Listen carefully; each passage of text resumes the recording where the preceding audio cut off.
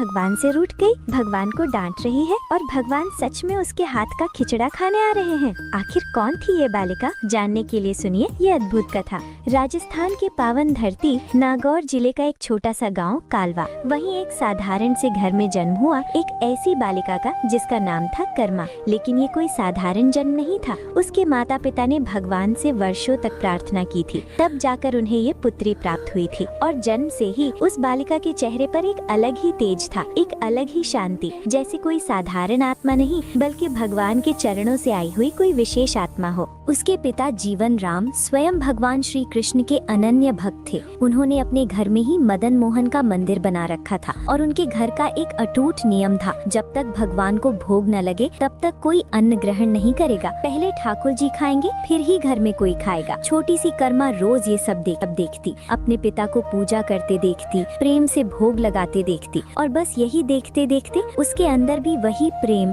वही भक्ति, वही लगाव जागने लगा। अब उसका मन खेलने कूदने में नहीं बल्कि अपने कान्हा में लगने लगा। धीरे धीरे समय बीता और एक दिन ऐसा आया जब उसके माता पिता को तीर्थ यात्रा पर जाना था, पुष्कर स्नान के लिए। जाते जाते पिता ने कर्मा को बुलाया और कहा, पुत्री अब भगवान को भोग लगाने की जिम्मेदारी तुम्हारी है, ध्यान रखना प्रभु भूखे ना रहें। सोचिए, एक छोटी सी बालिका और इतनी बड़ी जिम्मेदारी। लेकिन कर्मा ने बिना किसी डर के मुस्कुराते हुए कहा, आप चिंता मत कीजिए पिताजी, मैं अपने कान्हा को भूखा नहीं रहने दूंगी। अगली सुबह कर्मा जल्दी उठी, स्नान किया और अपने नन्हे नन्हे हाथों से बाजरे का खिचड़ा बनाया, बहुत प्रेम से, बहुत भाव से, जैसे कोई माँ अपने बच्चे के लिए भोजन बनाती है। फिर वो थाली लेकर मंदिर में गई, भगवान के सामने रखी, हाथ जोड़कर बोली, हे प्रभु भूख लगे तो खा लेना, मैं घर का काम कर लेती हूँ। और वो चली गई। थोड़ी देर बाद आई, देखा थाली वैसी की वैसी, फिर गई, फिर आई, लेकिन कुछ भी नहीं बदला। समय बीतता गया, सुबह से दोपहर हो गई, दोपहर से शाम हो गई। अब उस छोटी सी बालिका के मन में चिंता होने लगी। उसने सोचा, शायद खिचड़े में स्वाद नहीं आया, शायद घी कम है, शायद गुड़ कम है। वो दौड़ कर गई और खिचड़े में और घी डाला और गुड़ डाला, फिर बैठ गई भगवान के सामने। लेकिन फिर भी भगवान ने भोग ग्रहण नहीं किया। अब वो परेशान हो गई, आँखों में आंसू आ गए और बोली, हे भगवान, माँ बापू जब भोग लगाते हैं तब तो आप खा लेते हैं, फिर आज क्यों नहीं खा रहे? आप खुद भी भूखे बैठे हैं और मुझे भी भूखा रखा है। सोचिए, एक छोटी सी बच्ची अपने भगवान से शिकायत कर रही है, रूठ रही है, और उसी समय मंदिर में रखी काठ की मूर्ति से आवाज आती है, कर्मा तुमने पट बंद ही नहीं किया तो मैं भोग कैसे ग्रहण करूं? कर्मा चौंक जाती है, जल्दी से उठती है और मंदिर का पट बंद कर देती है। कुछ देर बाद जब वो पट खोलती है तो देखती है थाली पूरी खाली, एक दाना भी नहीं बचा। अब उसके चेहरे पर मुस्कान आ जाती है और वो भोलेपन से कहती है, भगवान जी इतनी सी बात थी तो पहले बता देते, खुद भी भूखे रहे और मुझे भी भूखा रखा। उस दिन के बाद ये रोज का नियम बन गया। कर्मा खिचड़ा बनाती और भगवान स्वयं आकर उसे खाते। अब कर्मा को चिंता होने लगी, कहीं मेरे प्रभु को जल्दी भूख लगती हो, इसलिए उसने नियम बदल दिया। अब वो सबसे पहले उठती, सबसे पहले खिचड़ा बनाती और पहले भगवान को खिलाती, फिर अपने सारे काम करती। उसका हर दिन हर पल बस अपने कान्हा के लिए था। कुछ समय बाद उसके माता पिता तीर्थ से लौटे। आते ही पिता ने पूछा, पुत्री कहीं भगवान को भूखा तो नहीं रखा?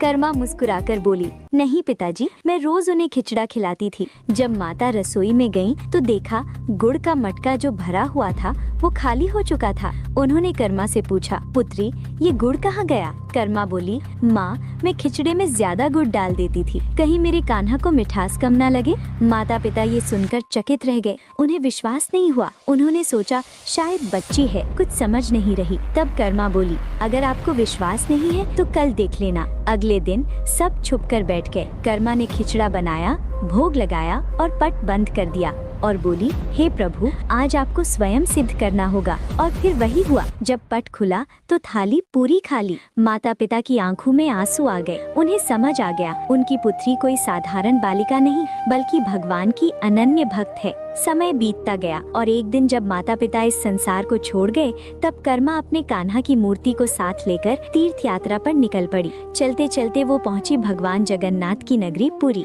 वहाँ भी उसका वही नियम, रोज खिचड़ा बनाना और भगवान को खिलाना। एक दिन जब वो खिचड़ा बना रही थी, तभी एक छोटा सा बालक आया। माता बहुत अच्छी खुशबू आ रही है, क्या मुझे भी खिचड़ा मिलेगा? कर्मा मुस्कुराई, आओ पुत्र बैठो, और उसे अपने हाथों से खिला दिया। लेकिन उसे क्या पता था कि वो कोई साधारण बालक नहीं, स्वयं भगवान जगन्नाथ थे, जो रोज बालक बनकर उसके हाथ का खिचड़ा खाने आते थे। एक दिन एक साधु ने आकर कहा, हे देवी, बिना स्नान किए भगवान को भोग मत लगाओ। कर्मा ने उनकी बात मान ली। अब वो पहले स्नान करती फिर भोग बनाती, लेकिन इसमें देर हो जाती और वही बालक रोज आकर कहता, माता भूख लगी है, और कर्मा कहती, थोड़ी देर रुक जाओ। उसे क्या पता कि उसका कान्हा उसका इंतजार कर रहा है।